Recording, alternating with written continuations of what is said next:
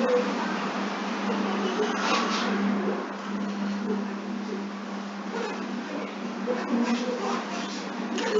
right. I think we can start now. Good evening, everyone.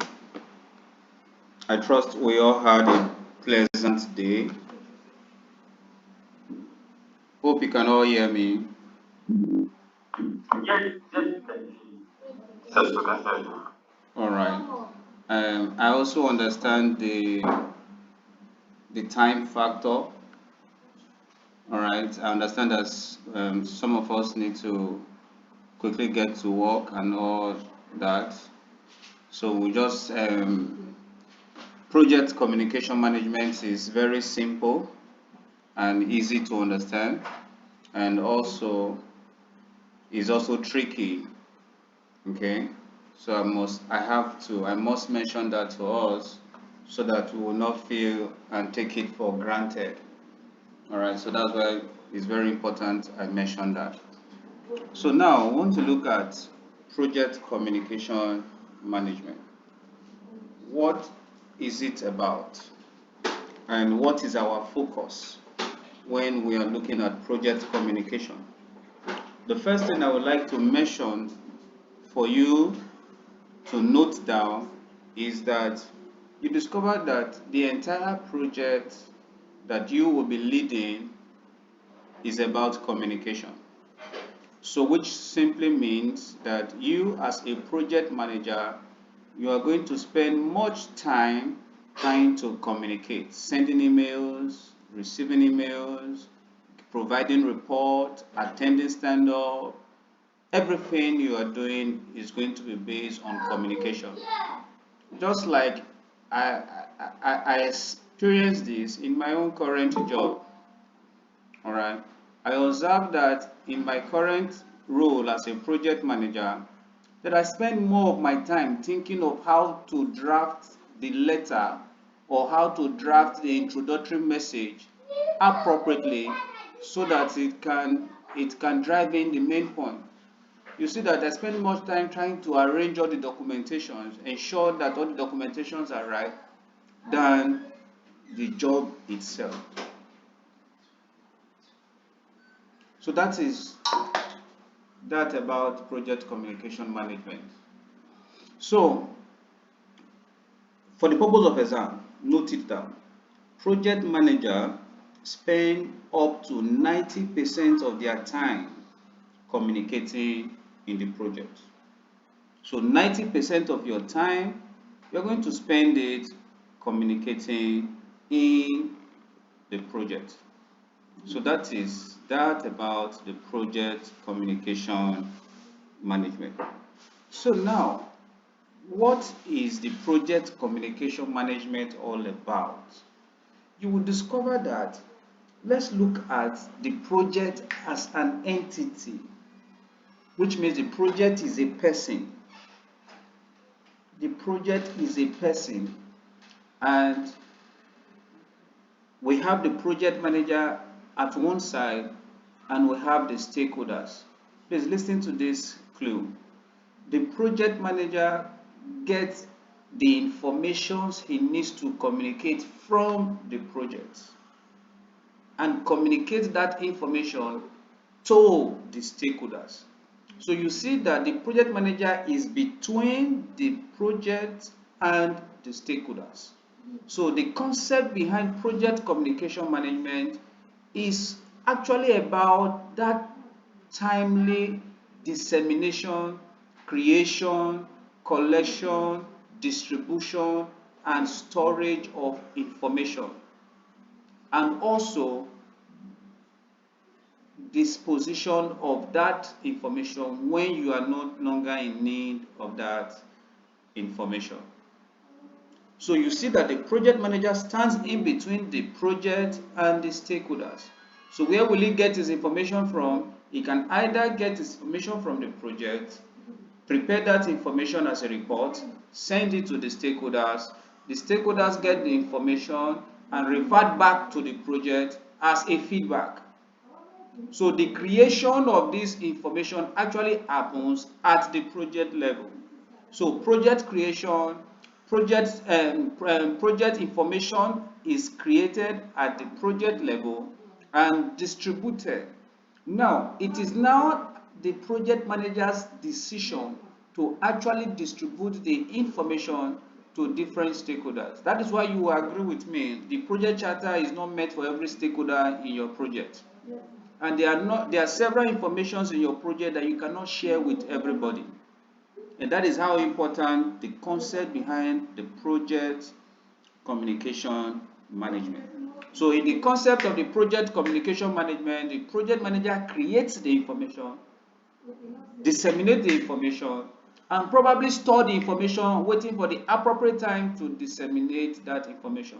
Like for instance now, if there is a project defect, the project manager needs to communicate that information. Oh, for instance, if there is a risk factor that have occurred, the project manager needs to communicate that information. The question now is, who will he communicate to? When will he communicate it? How will he communicate it?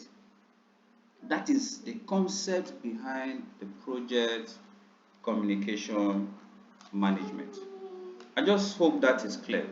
Now, we have different categories of information that needs to be communicated. Different categories of information that needs to be communicated. Now, in a project, for example, all right, let's look at a project that has to do with the election, for example. You are the project manager to ensure a smooth running of election in your constituency. All right. You see that today being execution day of the election, there's going to be back and forth of information management. All right. So the project manager, you discover that throughout today, the project manager is sitting somewhere or moving all about trying to disseminate information. So which means at the point of execution, informations are created to be stored, disseminated, and retrieved when need be. All right. That is the concept behind project communication management. All right. We know what, I don't want to start by defining what communication is. I'll leave that to you. It's open for you to define what communication is to you. But the concept behind project communication management is that flow, creation, collection, distribution, probably storage of that information, and how you can retrieve when you store that information, all together encompass what we refer to as project communication management. Now, we have different categories of communication that we can consider. Different categories of communication that we can consider. You can see that communication can occur internally. All right. All these things, I know we are very familiar with it, and please don't take it for granted. Different categories of communication, it can occur internally. That simply means within the project team, that form of communication is internal communication. Then we have external communication, which falls within the external bodies involved in the project, like the customers, like the vendors, like the suppliers. All right, those that are not part of the project team. All right, that is external communication. Okay, so you discover that you as a project manager, your communication you see that you will be communicating internally with your team, having stand-ups, discussing the next phase of the project, having a kick-off meeting, and all that. That's internal communication. You also discover that external communication can also occur. Let's say, for instance, you have some stakeholders who are not part of your project team. You need to give them reports. You need to give them feedback. You need to place an order.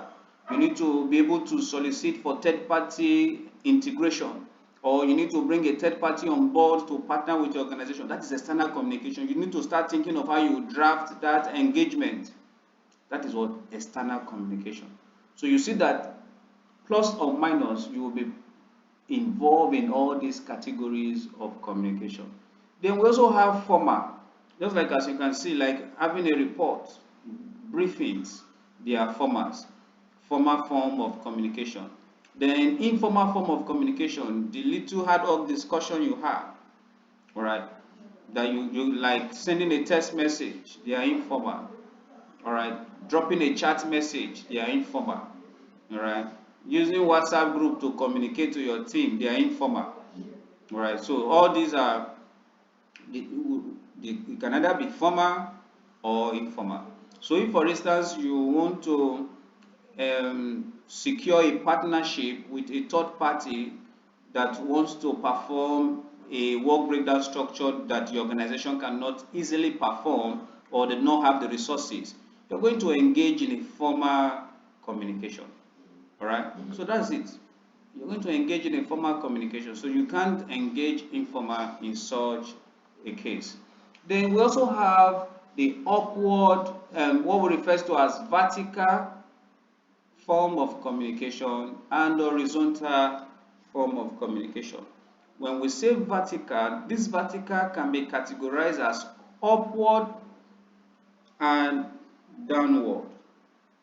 All right. So when we say vertical, it can be upward and downward. When we mean upward, which means looking at the organogram of that organization, you are the project manager, and probably looking at the organogram, you are in position 5.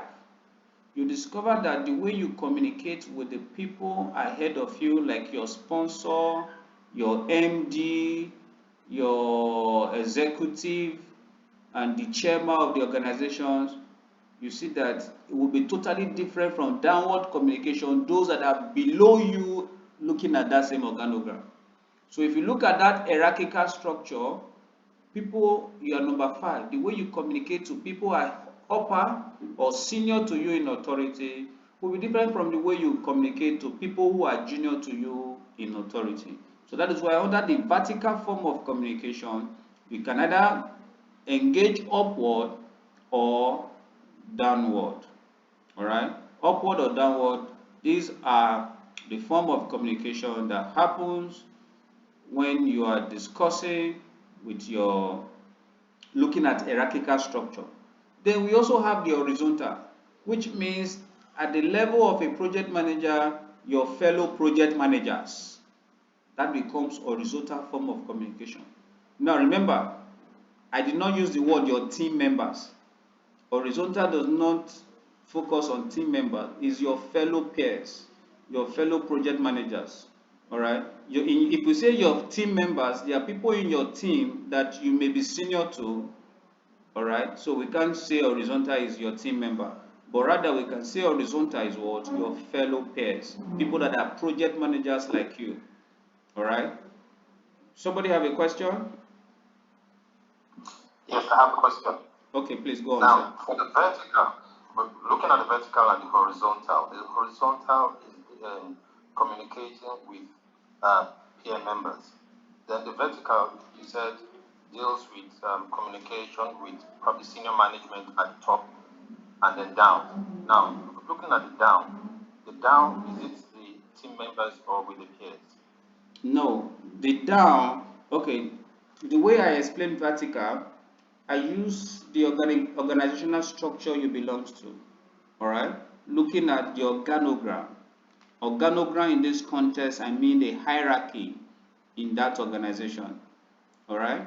If, for instance, in the organization, the project manager is the number 5 key person in the organization. So if the project manager is to communicate with the MDs, chairman, and EDs of the organization, that is upward. Why? Because they are senior to the project manager in authority. So in this vertical form of communication, when you are communicating with people, let's say for instance, this is the organogram and this is the project manager. Can you see my screen, please? Yeah, I can. All right. So this is the project manager now. This is the PM at this level. So all the people he communicates to that are MDs, EDs, or at this upward level, all right, that is what the upward communication. Okay. Then the people that, which means this set of people have authority over him.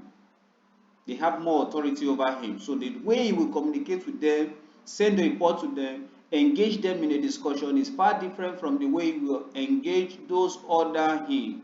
Like maybe just like he mentioned, and I don't want to use the word team so that it will not be conflicting, because now we are looking at the organogram. Everybody in the team are positioned in the organogram. So let's say the functional manager or the head of resource or the technician or the IT manager or the cleaner, the security man, and then who else again can be in that downward organogram of the organization. The who again now? Just like that, but you get the pictures now. Yes, I get it. All right, so that is the concept behind that category of communication. Then we also have official and unofficial categories. All right, so there are some communications that are off the record kind of communication. They are unofficial. You discuss that, and sometimes you can even use local language and vernacular. We call it unofficial. While official, it can either be in your form of newsletter, annual report, things that you do, maybe for instance, all those deliveries of informations that you provide for a third party and others, they are official. All right. So you will be held accountable for whatever information that are official that you make available. Then we also have the category that can be written and oral. All right. So that is another category. Written in this case, you have to write down. Oral in this case, you have to speak up. Okay. Then we also have uh, the one that is verbal and non-verbal. All right. We have verbal and non-verbal. All right. So we have verbal and non-verbal. So verbal in this context, we are talking about your voice, using of your voice. Then non-verbal in this context simply means using your body languages. All right, that is all non-verbal. Okay, and also please take note, non-verbal also based on your physical mannerisms. All right, it's based on your physical mannerism, your gesture, the way you move your body, the way your facial expressions. All those are examples of non-verbal. They speak louder and more importantly than the words. Okay, than the words, which is the verbal. Take note of that.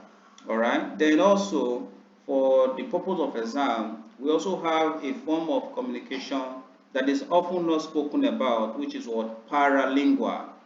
All right. Paralingual is that form of communication that we consider the tone and pitch. We consider the tone and pitch of the voice in conveying a spoken message. All right, the pitch and tone of a voice in conveying a spoken message, we can refer to that as what paralingual. So all these are the various forms of communication. You can see them. I try to put them in this category. There, any question on that, please, before we move on? Any question?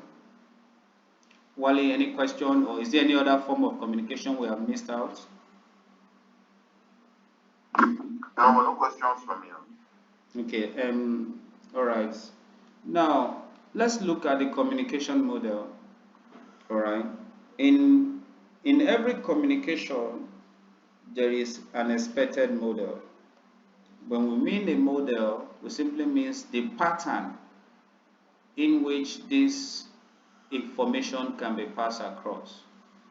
Just as you can see on the screen, please take note for the purpose of exam that in looking at the communication model, the sender has more responsibility in ensuring that the receiver gets a proper, clear message. It is the sender's responsibility. So if you look at the communication model, you will discover that there is a person, the project manager or any team member who has a message. So this team member at this point is referred to as the sender. So which means there is a sender. Alright, there is a sender, and at this other edge there is what? A receiver. Okay, just don't mind my handwriting.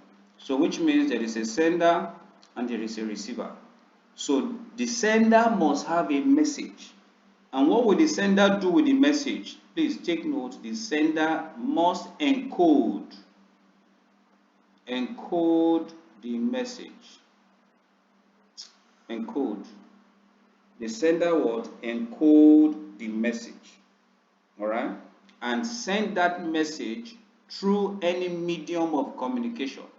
It can either be through email, it can either be through video conferencing, it can either be through WhatsApp, whatever medium. It can either be a face-to-face meeting, whatever medium the person prefers or technology wants to use is sent the message.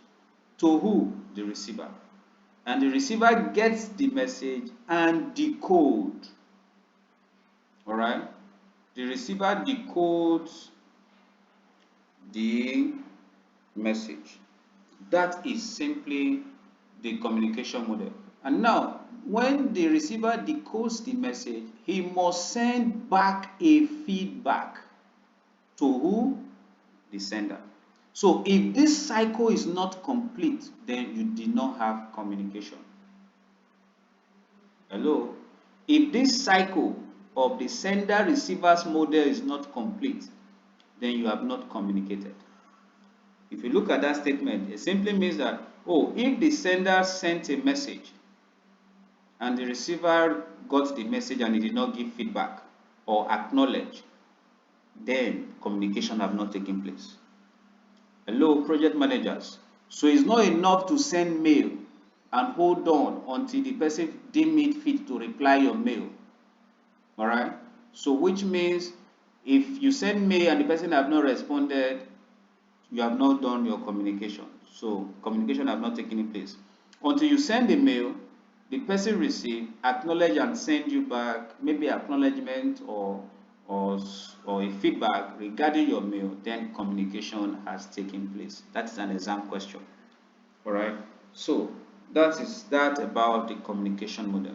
Now the question is, what can bring about noise? In this communication model, you can see noise on the screen. What is noise? Alright, noise in this context is not that somebody is playing music. Alright, or yeah, that's not the noise we are talking about. Noise in this context is not when somebody is speaking at the background. Alright, noise in this context, I want you to look at it because all those I've mentioned now can be part of noise, but I want you to narrow it down to the understanding that noise practically means anything that interferes with the receiver's ability to understand the message becomes a noise. Anything that interferes, anything that makes it difficult for the receiver to understand the message becomes a noise. Alright? And what can be likely to stand as an obstacle for the receiver to decode the message, we have number one, factors like environment. The receiver's environment can bring about a noise. The experience of the receiver can bring about the noise. It is possibly did not read the message very well and understood the concept or what the message is about. So because of inexperience, and also the language of the receiver can bring about noise. The culture of the receiver, all right, can bring about noise. All right, take note of those statements I have mentioned. All these can bring about noise. Anything that interferes with the receiver's ability to be able to decode the message is what? Noise. And so, like I said, for you to have an effective communication, all right, please take note of this statement. For you to have an effective communication, the sender should encode the message carefully, determine which communication method to use to send it, and confirm that the message is understood. So if, for instance, the sender encode a message carefully and determine which communication method to use to send the message, and he sent the message, but there is no confirmation that the receiver understood the message, then that communication is not effective. Why? Actually, you have not communicated. So it is when that receiver is able to decode the message and provide confirmation of feedback, then you have communicated. So on the screen, you can see different communication barriers that you can peruse for proper understanding. And you also agree with me that there is no way you can communicate properly without developing and enhancing your communication skills. All right, and if you look at your communication skills, you can see active listening is very important when you talk about communication skills. Being able to question and probe situations, fact findings, and being able to persuade, negotiate, motivate your team, because all these things you are going to use your communication skills. And that is why most often you refers to as communication skills as part of your interpersonal and team skills, or in the business world you refer to it as what? Your soft skills. So you see that because that you were likely to communicate in your project, so therefore it is very important, because you are going to spend 90% of your time communicating, and that 90% of your time you must develop a proper communication skills, like ability to write, ability to negotiate, ability to coach, ability to motivate. You are going to communicate all these, showing in your communication skills. All right, so that is why having or developing a proper communication skills is also very important. Now let's not look at the project management processes that we have to follow to manage communication.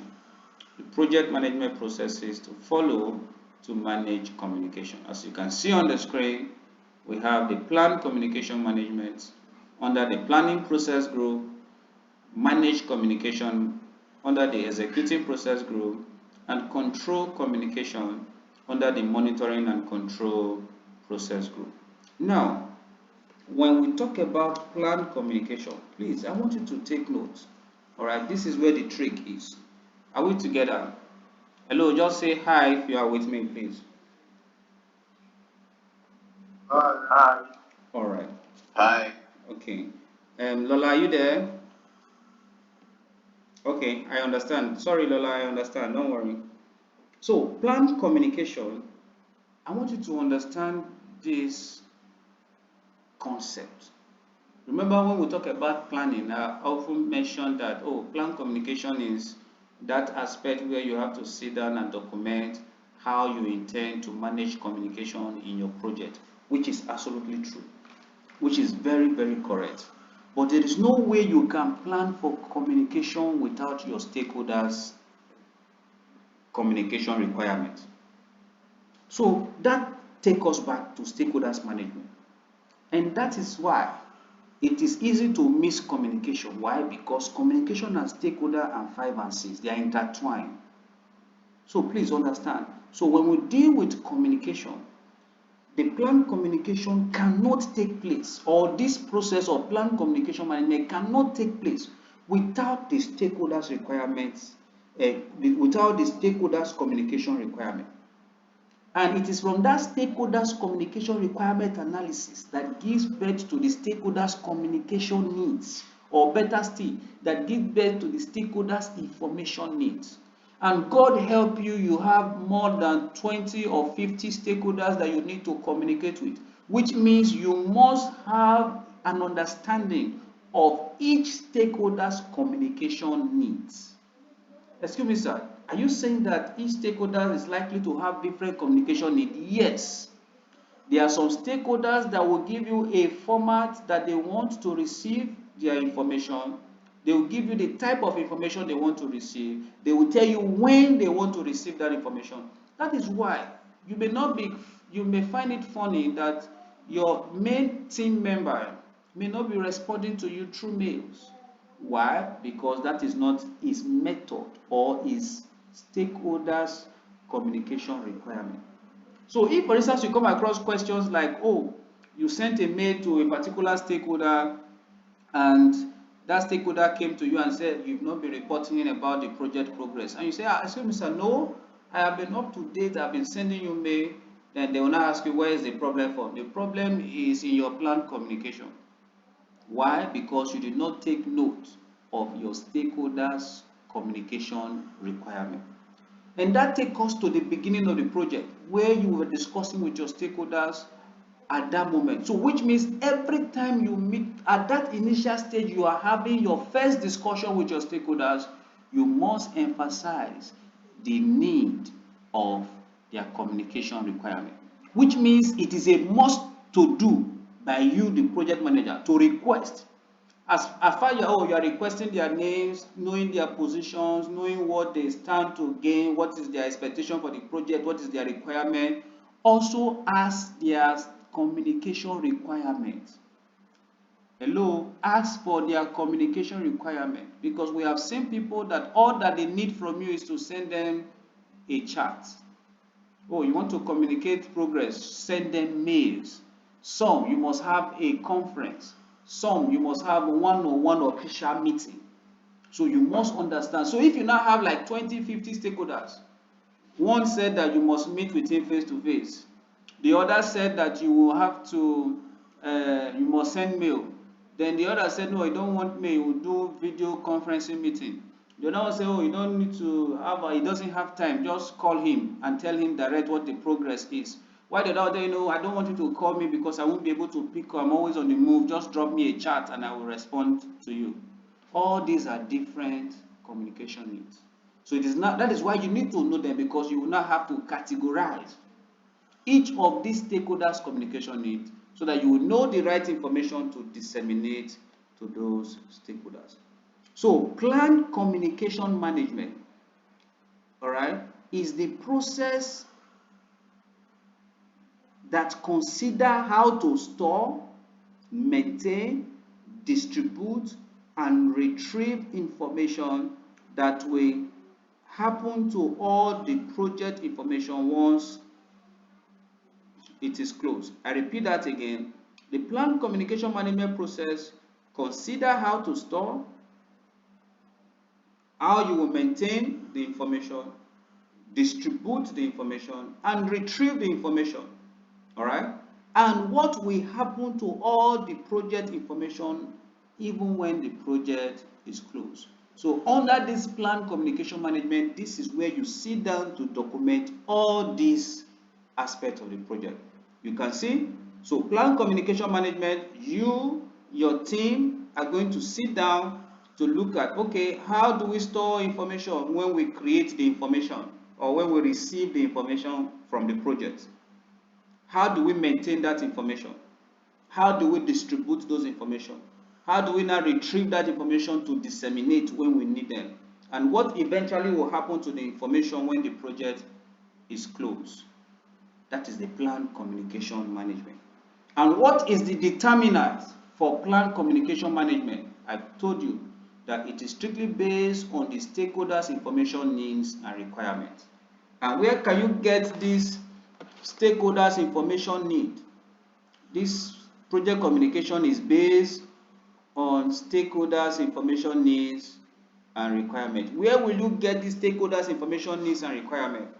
You can get that stakeholders' information needs and requirements from the stakeholders' communication requirements.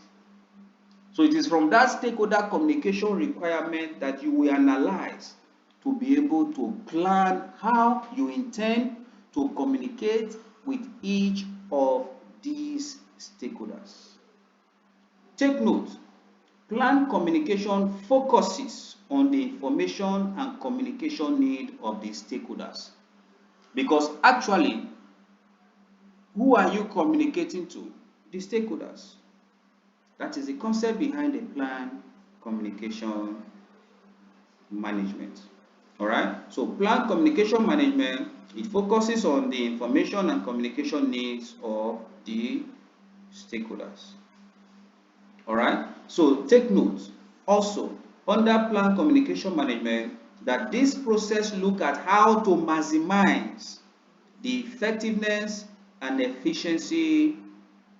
This process focus on how to maximize the effectiveness and efficiency of communication on the project, including what should be communicated. Take note of those statements. What should be communicated? To whom are we communicating to? When are we communicating? With what method are we using to communicate, and how frequent? So if you can answer these three questions, then you have succeeded in having a proper stakeholder and a proper plan communication management. I repeat that again. This process looks at how to maximize the effectiveness and efficiency of the communication on the project, including what should be communicated, to whom should we communicate to, when should we communicate, with what method should we communicate, and how frequent should we communicate. All right? So what do we want to achieve by this process?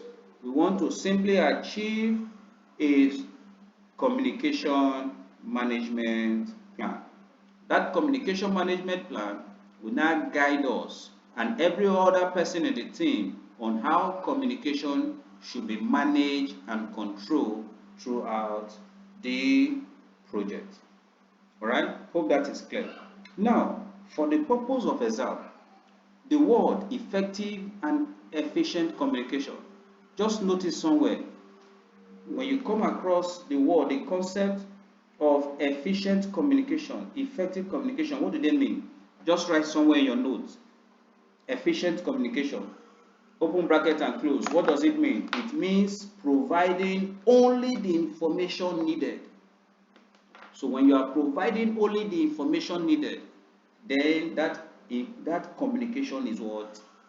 Efficient. All right?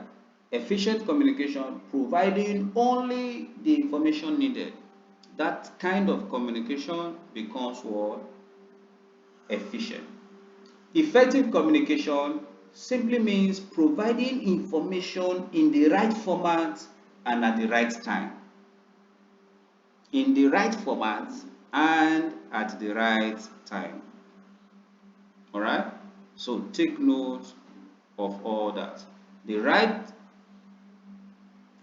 information in the right format, providing information in the right format at the right time. That becomes what? An effective communication. So you now discover that when you now want to communicate, what makes your communication effective is that on a regular basis you are following the right format that has been agreed upon based on your stakeholders' communication requirement or needs, and at the right time. All right, example, what we mean, you need to send report every Monday of the progress of the project before 9 a.m. and I prefer email. So every Monday you send email and before 9 a.m. that report is ready. That we can now say, you have been practicing effective communication. Why? Because you are using the agreed format and you are making sure that information gets to the stakeholder at the right time. But you also discover that sometimes you may do all that and send the wrong information. So if I'm trying to be effective by making sure I send my stakeholder using the right format and at the right time, then I now send the wrong information, then I'm not efficient. All right, hope that is clear. So what can we communicate? What information do we communicate in a project? Or what are the documents that we need to communicate in a project? You communicate the project charter, you communicate the project management plan, the WPS, status of the project, meeting schedule, new risk that you have discovered, any performance report, there is a delay, or there is a change request, or even the result of a change request, issue log, contract, every other things. All these are the things that is communicated in a project. All right, I And I also said that that is dependent on the stakeholders' needs as it relates to what you are expected to communicate. Now, you see this communication requirement analysis is more like letting us know that there is an analysis showing a formula of how many channels of communications that you can possibly have in a team. So channels of communication in this place is more like saying that how many routes of communication do we have? All right. So if you have 200 people in your team, maybe because you are organizing, you are the one in charge of the um, let's say for instance you are managing the election project, all right, you want to determine the communication channels you will have maybe per day, per week, per month, or per message. Let's say you have one message to communicate, how many channels are you going to send that message? So this formula is what we use, all right, where n is the number of stakeholders, open brackets, n minus 1, close the bracket, divide by 2. That is what the formula for communication channels. All right. So you can see on the screen, if you are 2 people, the communication channels is 1. So the routes, the roads. So this lady is communicating an idea to this guy. You see that the route is just 1. So if there are 3, you can see the routes between these 3 people. We have 3 communication channels. Now there are 4. You can see the routes. We have 6 communication channels. But you can't be drawing this when you have 10. It becomes confusing. So in such a case, you use this formula. So a quick one, all right.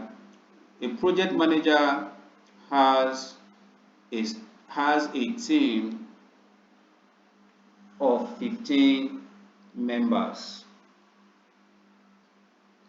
and there is need to communicate. Please take this question down and give me the answer, please.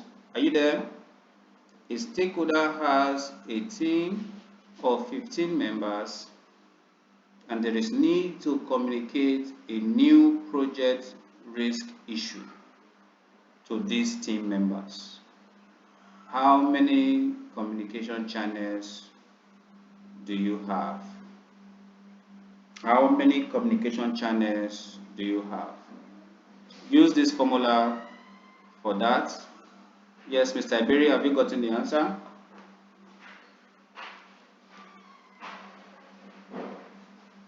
Mr. Iberi, are you there? I'm still working on it. All right. Can I answer? Yes, go on, Yeah. Francis. 105. 105. Okay, can you confirm that, Wale? Is that correct?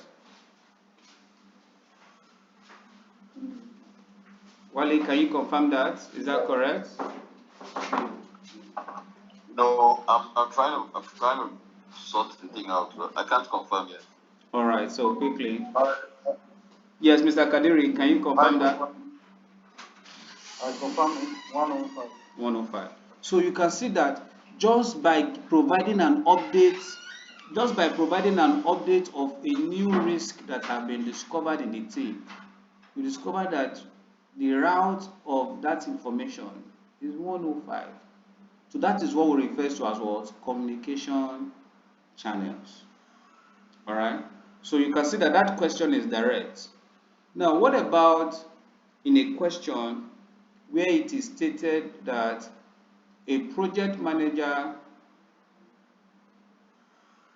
and a project manager, please write this question down. A project manager and a team of 10 members are working on a project. The project manager and a team of 10 members are working on a project and suddenly needs to communicate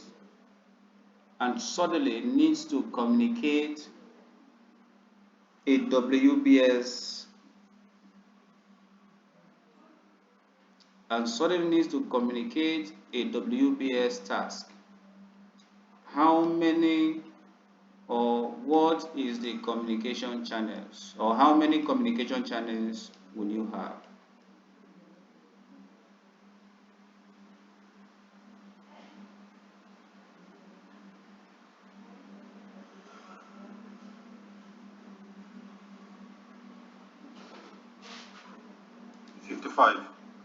All right, 55. Yes. Can somebody confirm that? Mr. Eberi, hope that's clear. Yes, it's clear. 55. All right. Kadiri, is that clear?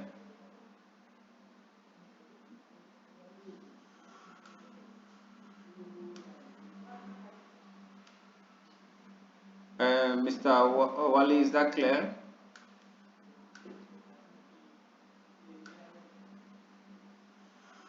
Hello, Wale, are you there? I'm here. I'm here. I'm sorry to have to take us back, but if we could walk through this thing again, I'd really appreciate going over the formula again. Okay.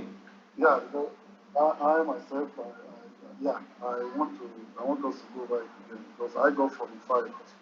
Okay, you got 45.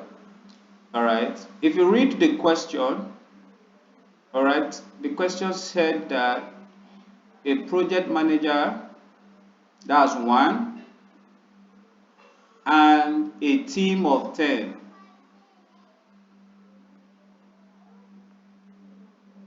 That's 10. So which means we have how many stakeholders? 11 stakeholders. Is that clear now? Yeah, okay. So if we have a project manager, that's why you must pay attention to the question. A project manager and a team of 5, a team of 10. That means that team exclude the project manager, making 11. But if you now have a question that says a project manager with, or they did not use with, or they use another vocabulary like you have a team including the project manager, or let's say they now make a statement that in a project you have 15 team members including the project manager, all right, or you have in a project where you have a project manager and the team members making up to 15. How many? You understand that kind of statement now, which means the project manager is included in that team. But in this case where it is mentioned the project manager and, it shows that they are separated. Is that clear, please? Hello, is that clear? Yes, it is. All right, Mr. Berry, is that clear? And Wally, is that clear? It's clear for me now. All right. So let's quickly look at the communication technologies that we have. As you can see on the screen, we have several communication technology. This face-to-face meeting, sometimes they refer to it, for the purpose of exam, take notes, they refer to it as traditional. All right, they refer to it as traditional communication technology or just meeting. Hello, take note. They can refer to it as just meeting or face-to-face meeting or traditional communication method. So this face-to-face meeting has been in existence all this while. All right, so that is that. Then we have audio conferencing as a technology, video conferencing as a technology of communicating. You see this COVID-19 era, audio and video conferencing became the game changer. All right, we have chatting and testing, instant messaging using social media application like WhatsApp for communication, like Skype for communication. You see that almost every organization have a corporate Skype group or a Slack group or a Microsoft team group. All right, we have for easy all these are different communication technology that can be used. And we also have Korea. All right, decide to send your message through DHL, it's still communication, all right, technology. So these are the various communication technology that you can use. Now, so let's quickly look at the different communication method. We have three basically communication method. We have the interactive communication, the push communication, and the pull communication. All right, the push pull communication. All right, so this is simple. This is simple to understand. All right.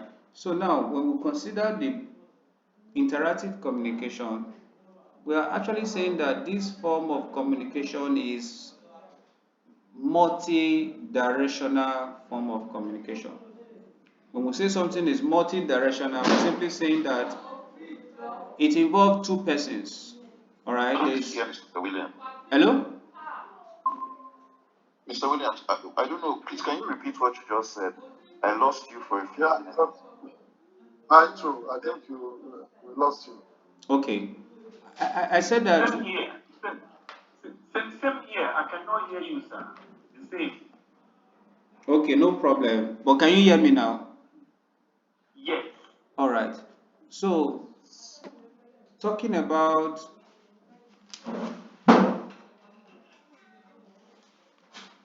all right. So talking about communication method. I mentioned that we have three basic categories of communication method. We have the interactive communication method, the push communication method, and the pull communication method. All right.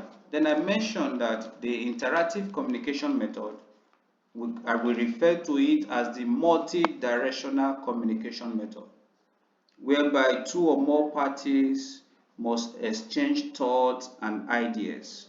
All right, just like you are engaging somebody in a discussion, just like as we're having now, I ask a question, you give me feedback, is what interactive communication. So we can refer to that form of communication as what interactive, where two or more parties exchange thoughts and ideas. All right, so that is what interactive communication. So we refer to it as what multi-directional. There's a back and forth, there's a free flow of information. All right, so this method is more like reciprocal. It's more like a form of reciprocal. You send an information, you receive an information, or one person send the information, the other person receive the information and respond back. So you can see that flow. So the interactive communication fulfill the communication model. Right, it fulfill the communication model practice which we discussed earlier. And in this form of interactive communication, you discover that examples of um, technologies that can be used for interactive communications, you can see video conferencing is a technology you can use, audio conferencing, which is the phone call, is a form. Then you have the meeting. All right, as long as there is that back and forth discussion, engagement with your stakeholders or whoever you are communicating with, it becomes what an interactive communication. All right, it can be, you can even use instant messages, like when you chat on WhatsApp, you drop a message, the person respond, or you use normal message box, a normal text message, you send a text message, the person respond. That is interactive. It is the most used form of communication for everyday living. All right, so this interactive method of communication encompasses all the different methods that you can use to communicate. But in the case of push communication, just as a sound, you are pushing the information to one way. So the push method of communication is what? A one-way stream of information dissemination. All right, it's a one-way stream. Is that clear, please? Is that clear? Should I go on? Yes, it's clear. All right. Yes, So, please. all right. So the push communication is a one-way stream of communication. All right. But in this context, the sender information, or let me rephrase that, in this push communication, you will discover that the sender provides the information to the receiver who needs it, but is not expecting feedback on the communication. That is what a push form of communication.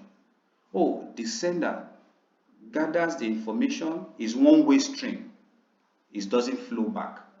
You have all the information you need to send out, and you send it to the receiver without expecting, even whether the receiver will understand it is not your business, whether he will make any comment is not your business. What you are not expecting to receive feedback from such kind of communication. All right, that is what a push form of communication, and that is why it is stated clearly when we're discussing about the communication model that it is the sender's responsibility to ensure that the receiver have a proper understanding. So which means when you are practicing a push communication, the message must be very clear and concise for the receiver to be able to understand. Like for instance, you send, maybe every Monday your organization send newsletter, or you push a new memo update, all right, or a new report or something that you are not expecting feedback. If for instance there is a new memo, you are not expecting feedback, you just drop the memo. Example, you see federal government can push a memo to us and it's not expecting feedback from anybody. Or I don't know if they practice it in your organization, you see a form of newsletter, every Monday you receive a newsletter. All right, so every Monday you receive a newsletter drop to you, but you don't have the opportunity to respond. That is a push. And some of us, I think in our email, some of us customize it that way. All right, especially in our business emails, or when a message comes to the organization, it goes, there's a non-reply message. All right, I believe so. There's a non-reply message. So that is what a push. You're not expecting feedback. Then a pull communication method, as a sound, it is the receiver that goes the extra mile. Notice that way so that you not miss it. It is the receiver that goes the extra mile to get the information for himself. Just understand it in that concept. That is pull. All right. So now, in this pull communication, with that understanding, we can say that a pull communication is that communication method whereby the project manager places the information in a central location, and it is the recipient's responsibility to retrieve that information from that central location. That becomes what? A pull communication. All right. Take note, the pull communication method is often used when you want to distribute large documents, or you want to send information to a large number of people. You have 20,000 people to mail. What do? You use a pull. So you send the information to a central location, and everybody goes to that central location to pick the information. If you can still remember when you were still in university, if you attended our own government federal university, you see that like 15 years ago when we were still in school, they put the information on the notice board. If you like, go and read it. If you like it, not read it. All right, that is a pull. They drop the information in the notice board. Is when you check up with your department. Is when you check up with your department that you will go and discover that there's an information there for you to get. That becomes a pull. So some organization, they can put that information in their website, all right, for everybody to access, or some can put it in their central document, or maybe they are using a shared network. All these are examples of what? A pull communication. Is that clear, please?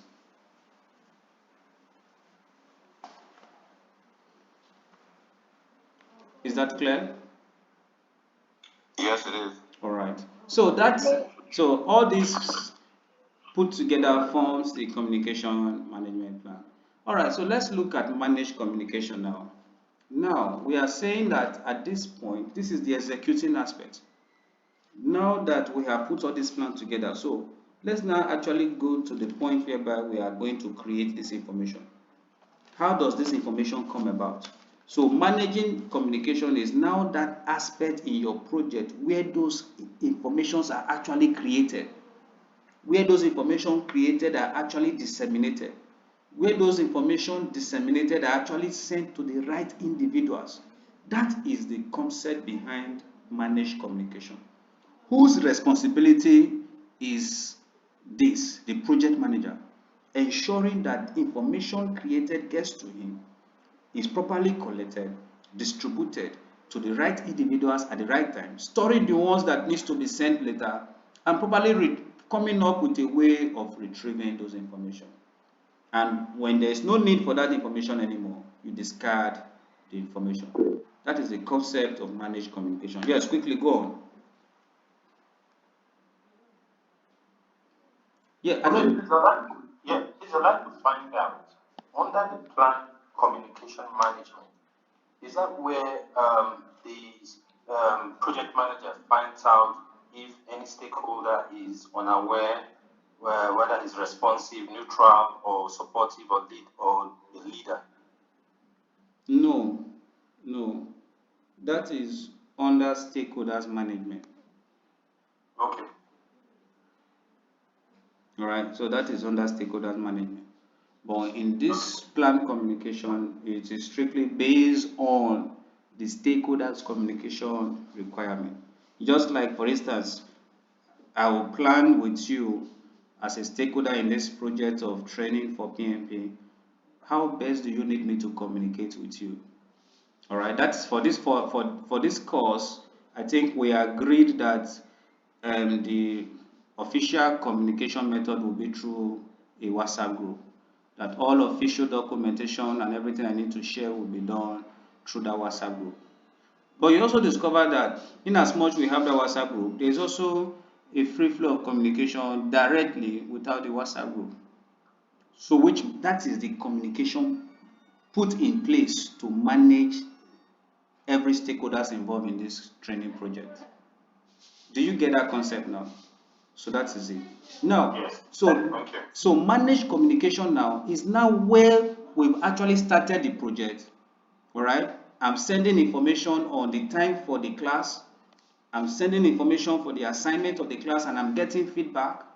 I'm distributing the right information, storing the different study plan of each team members in this project, and also retrieving that information to ask questions on how far we have gone, and at the end of the class, eventually disposing when everybody are now certified project managers. That is the concept in managed communication. So managed communication now is we are saying that the project has started and we are actually now getting the information, which is the creation of the information, distributing that information, ensuring that the information that needs to be stored are properly stored. So in a summary, note managed communication this way. We can say that managed communication involves gathering and providing information. Managed communication involves gathering and providing information and making sure information is flowing back and forth on the project as planned. Making sure the information is flowing back and forth on the project as planned. That is managed communication. All right, take note, this process is about implementing the communication management plan.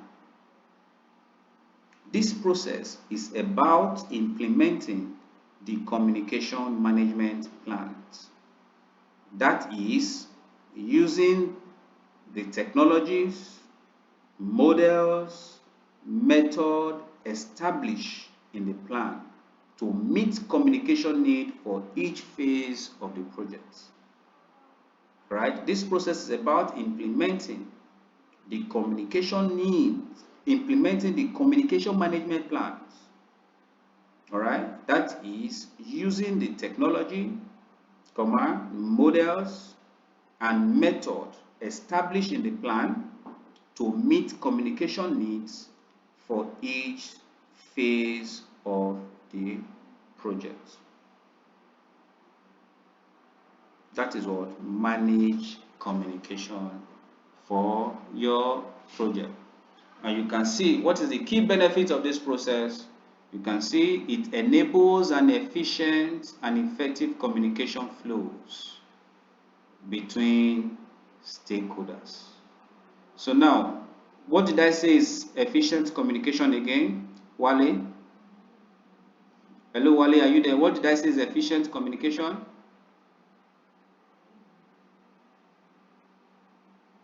Sorry, I was looking for the unmute button. Efficient communication is transferring just the information and only the information required.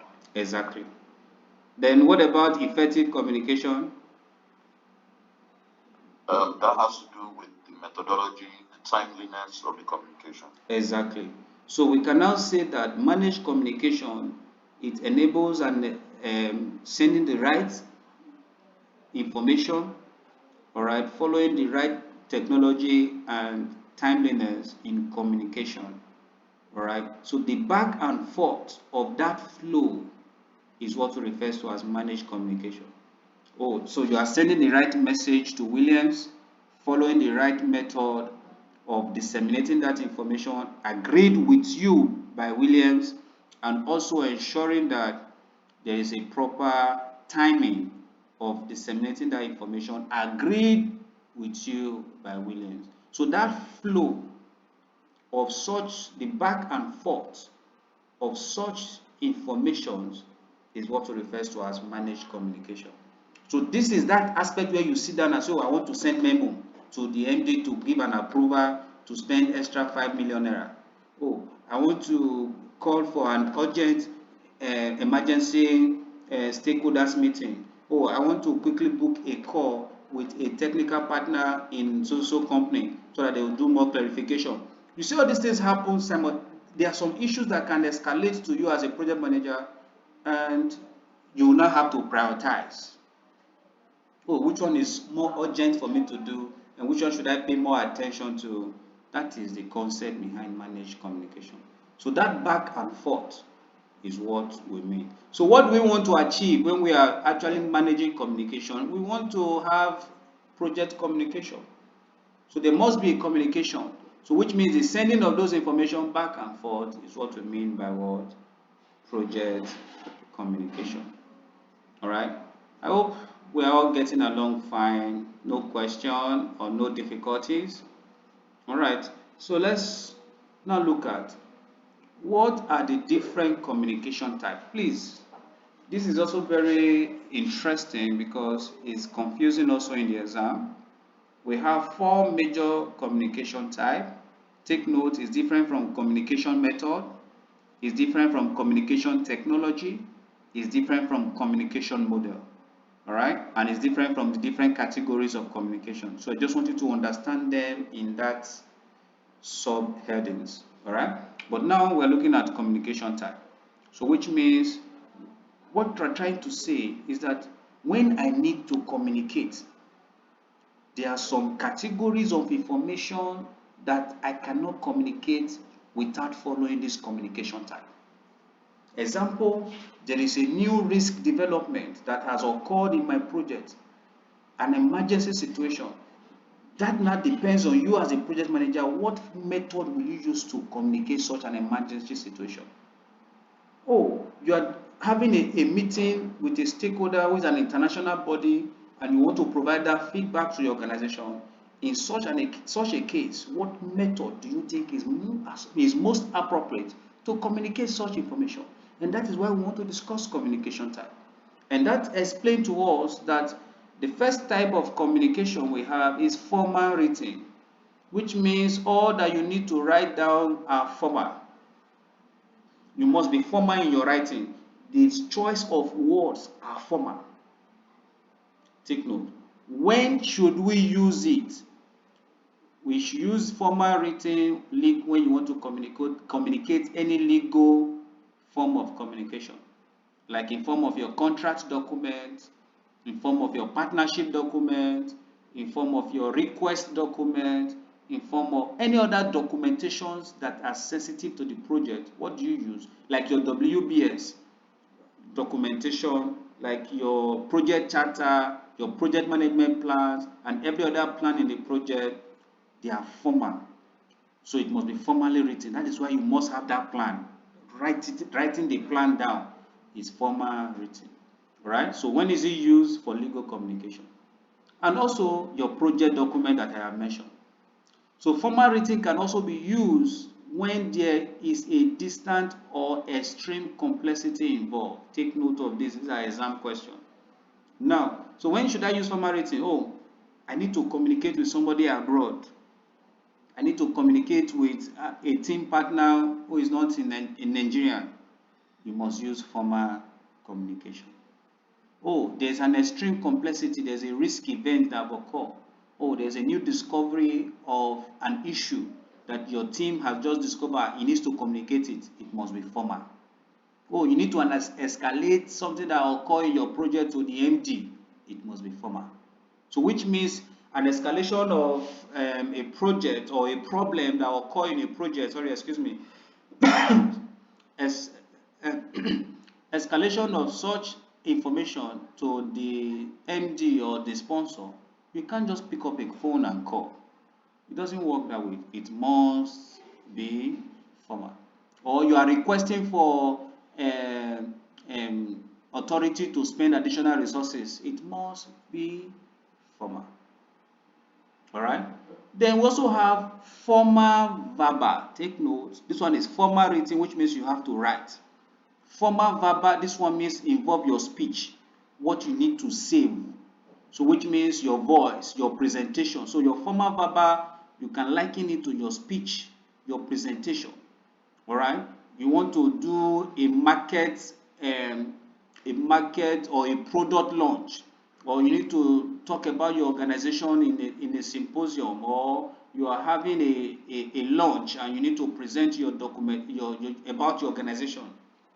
That becomes formal. So the what you say, your presentations, your speech, everything you say must be formal. So you can see the kind of environment. Oh, you want to do a presentation to your MD. It must be formal. You see that the way you even dress, it must be formal. The way you position yourself to communicate, your choice of word, they are what? Formal. All right. So formal verbal is most likely looking at the speech aspect. All right. In terms of presentation, there is no way the president of Nigeria wants to give a presentation and he just sit down or stand up and just be talking. You discover that whatever he says are formal because it can be used against him. All right. So that is what the concept behind what? Formal verbal. Now we now have informal verbal. Informal verbal in this time, oh yes, you are presenting, you are talking, you are using your speech, but the model is informal. So when can we use it? When you are communicating with your fellow team members or team members below you. Are you getting it? Your fellow team members below you. You just want to chat. You use your free language, or you decide to speak Yoruba. You decide to just freestyle. That becomes what? Informal verbal. So you are talking, from your talking, you switch to your language, or you laugh, you say something funny, everybody laugh, or maybe you are having a meeting with your team members. You guys are having conversation. You just freestyle. You just no formal approach. No follow protocol. You are not observing any protocol. You are free to say whatever you want to say. That form that you use is what? Informal. Oh, if a team member comes to you to report an issue or an experience or a personal issue, you don't expect to discuss formally with that person. In that kind of case, you'll be more informal. You must freestyle. You'll be more relaxed. You talk to the person as if you are in charge of that problem. That becomes an informal verbal. Then also we have informal written. Informal written in this context, you are writing in your communication, but you are not following a definite set of protocols. You are not taking note of your punctuation. You are not worried about whether you put comma or full stop. You are not worried, just like you are having a normal WhatsApp chat. You are dropping a message. Guy, hurry up. Guy, hurry up statement is an informal statement. So it's an informal written statement. I need it sharp, sharp. It's an informal statement. So you can see that it's in that kind of case, there are some situations that warrant you to communicate informally in writing. When you are having non-legal documentation, it's not a project document, it's not a contract document, it's not a general documentation, it's not anything that is formal, but just it can be like handwritten, it can be like a chat, all right, it can be like a small text message. It becomes what? Informal written. I hope this is clear, please. Is it clear? Should I go on, please? Yeah. All right. Yes, please. All right. Yeah, Mr. Iberi, can I ask you a question on this? Hello, Mr. Iberi, are you there? Okay. Yeah, so this question is directed to you. All right. So as a project manager, all right, a team member is working below performance, all right, and you got to discover when you were reviewing the work deliverables and you discover that is actually below performance. What is your first method or your first type of communication you will use to address it?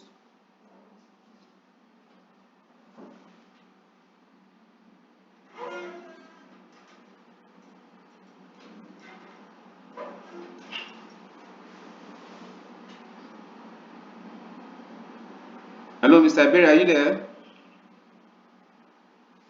Yes, I'm there.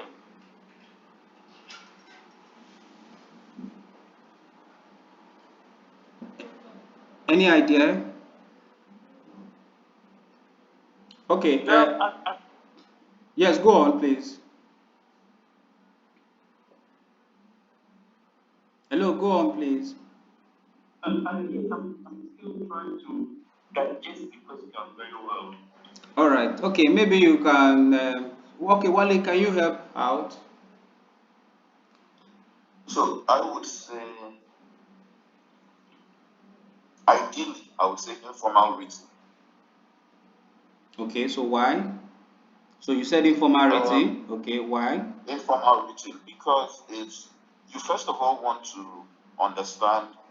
Okay, so I was torn between informal verbal and informal written because typically you don't want to over escalate an issue. It might be a personal issue you want to find out, but when you said it's affecting performance, and I think you also said, I can't remember whether it happened before or something, it's important to document because it's a HR issue and it's not legal.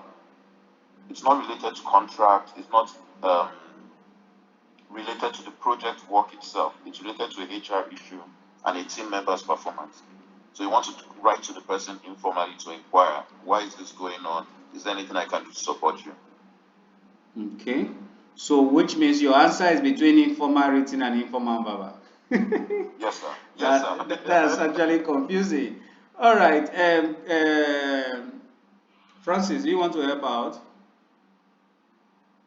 Yeah. Are you hearing me? Yes, I can hear you. Okay. It is informal verbal because that's my thinking. Because the first thing is, if you do informal written, it's like taking it to the extreme. Like Wally said, it's something you have to first. You don't go kill the fly with a hammer. So you first of all talk to the team member. What is the reason why this performance is not at par? And then that will be the first line of action before maybe on the second note, if this performance deteriorates, then you now begin to do the informal reading.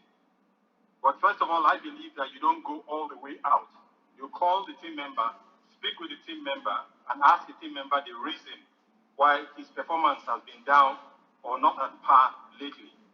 So I will take and I will zero down to informal verbal. All right. That is actually correct.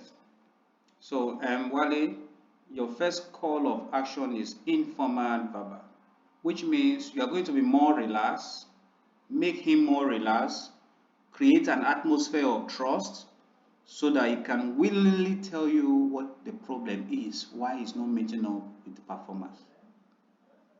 So it is after you have spoken with him, encourage him, and probably you look out for ways to help him mitigate that poor performance, and you still discover that it's still below expectation, then take note, the second method of communication is formal written, not informal written.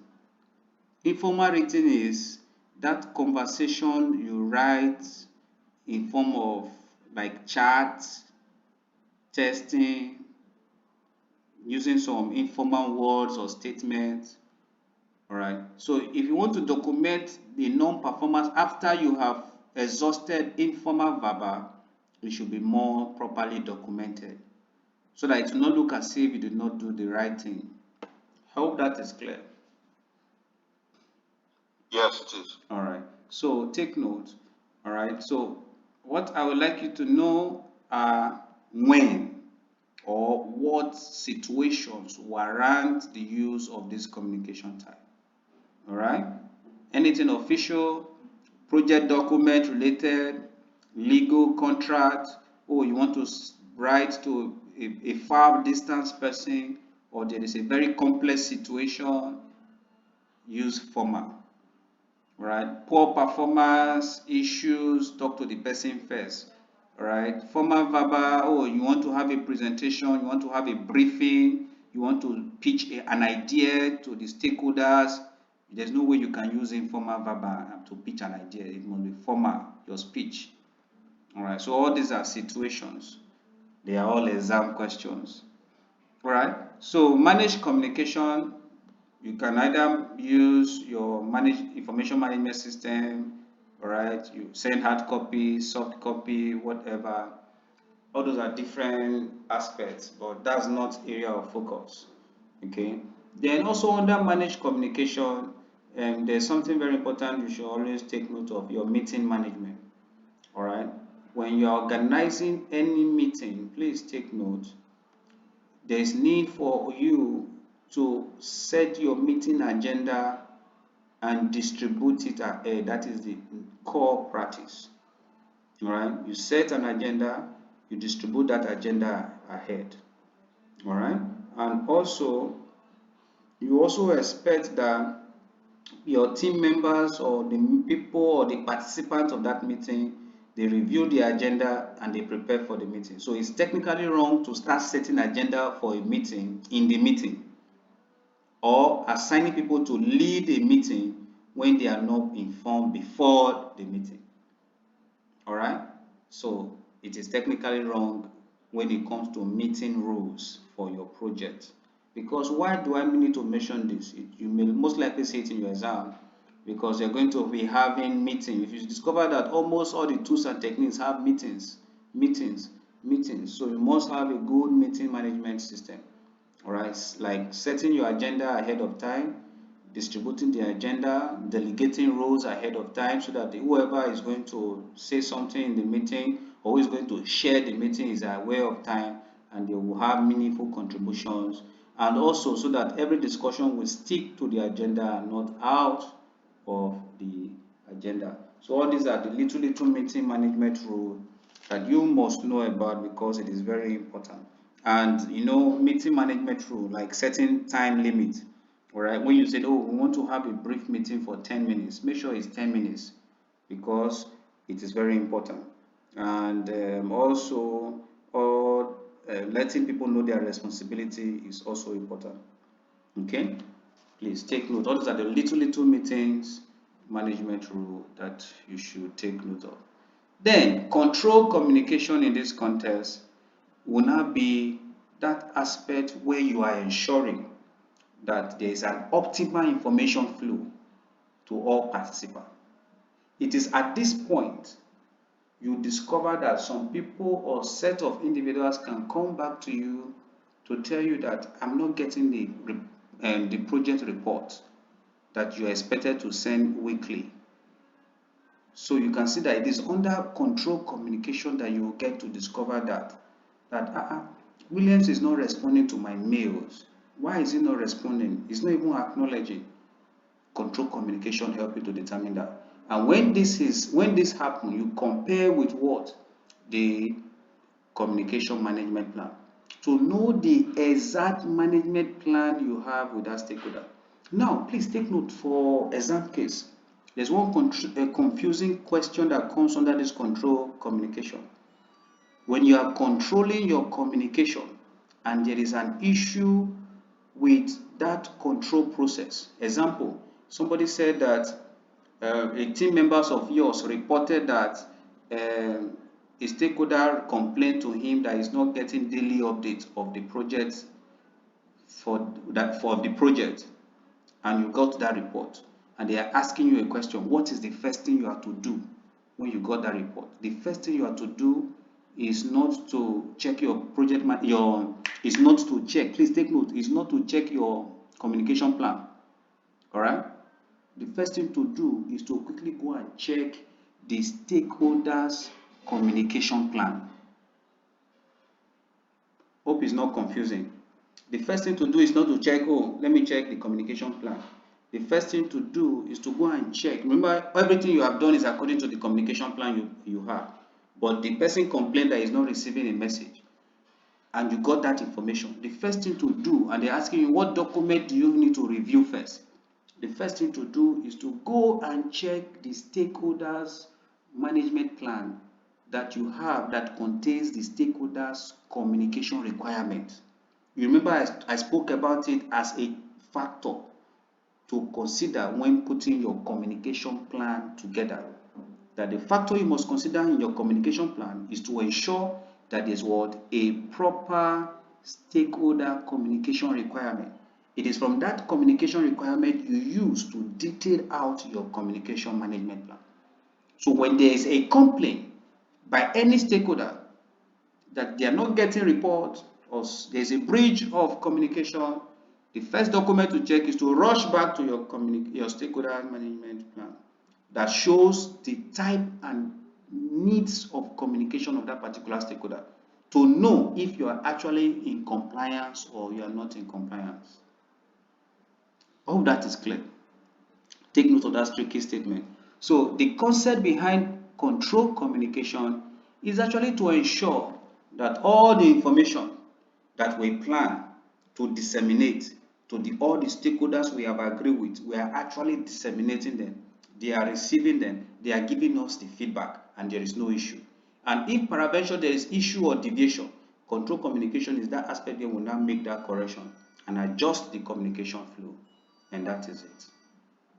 Is that clear, please? Are we still together? Is that clear? Yes, it's clear. All right. So that is the secret of control communication. Right? We have seen. Sorry, may I ask? Yes, go on, please. Sorry, just one clarification, one more time.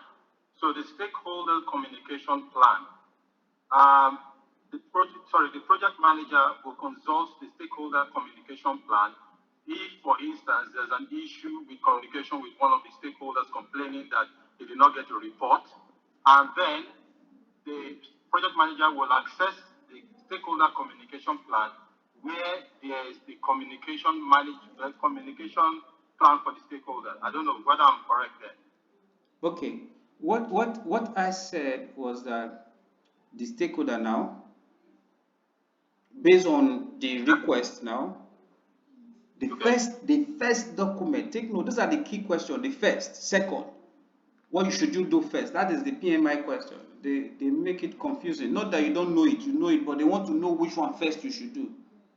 Guys, take note. That is how they set their questions. What you should do first. In such a scenario, what I said is that because you've already put a plan together and somebody complained that he's not getting feedback or reports based on that plan, is not to quickly go and check the communication management plan. No.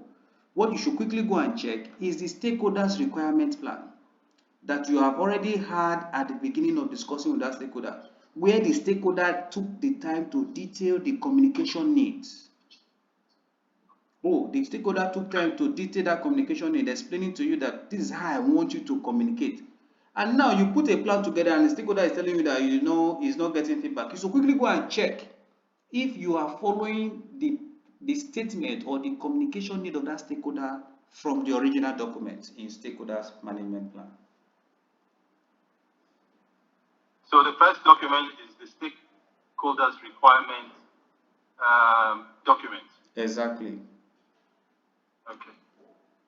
The stakeholder, Thank you. it could be in form of the stakeholder requirement document or the stakeholder management plan for that particular stakeholder. All right. So why I'm saying that so that Stakeholders requirement document, or you have to define. come again, sir. Sorry. But you said stakeholders, the first document is stakeholders requirement plan. No, stakeholder communication requirement. Stakeholders communication requirement. Thank you. Yes. Thank you. And that stakeholders communication requirement is in the stakeholder management plan. Do you understand that now? So that stakeholder requirement document, all right, that stakeholder communication requirement is a subset document in the stakeholder management plan.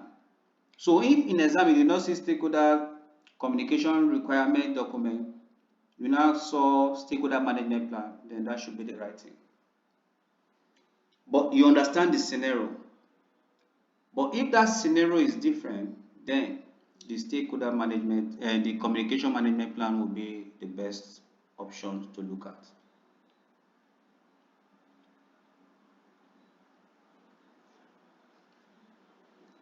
All right, is that clear? Any other question for us? I think, okay, so we have different performance. It's good. All right, so we have different performance reports that most likely the project manager will report. You have the status report, the progress report, the trend report, the forecasting report, variance report, end value report, and lesson learned documentation report. All right, so these are different performance reports that most likely you will be reporting in your project. The status report, what is currently happening in your project, progress report, trend report. All these are the various type of report that you are going to see and talk about, or probably you'll be presenting to management. All right, so please take note of it. All right, so any question?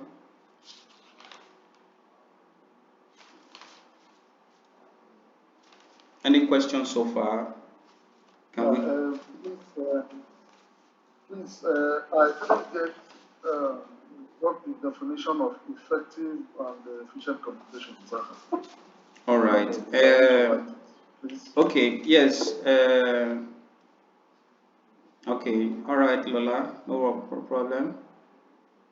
Okay. All right. Thank you too. Yes, Francis. All right, Francis. Yes. Yes. Can you help out? Yes, please. Yes, please. Yes. Can you help out? What effective communication and efficient communication? I mentioned it. What did it mean? What do you say it means? Can you repeat it so that you can hear?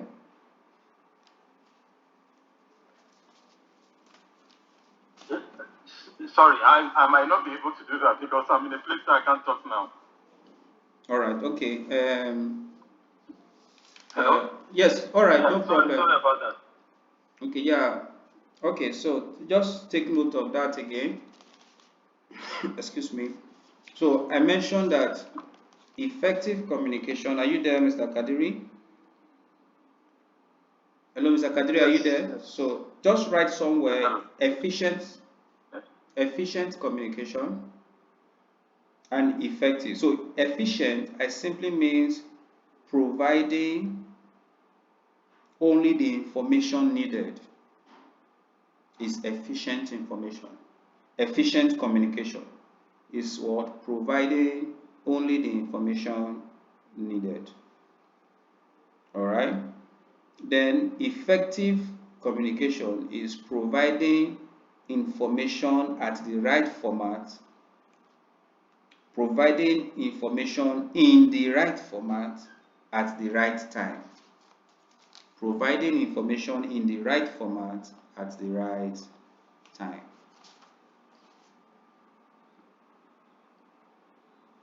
All right. Is that clear? Okay, thank you.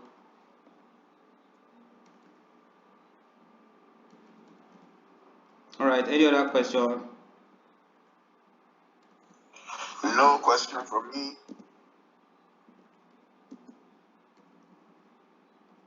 Okay.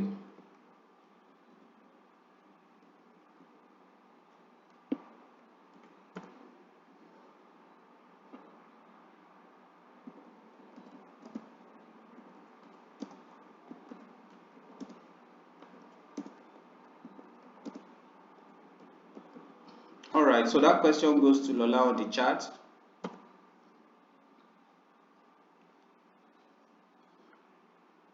All right, guys. Thank you for your time. I really appreciate. So see you guys tomorrow 8 p.m. So tomorrow we'll be discussing stakeholder. Thanks, Mr. Williams. All right. Goodbye, everyone. See you tomorrow. Take care. Bye. Bye bye. Thank you. Thank you. Bye-bye.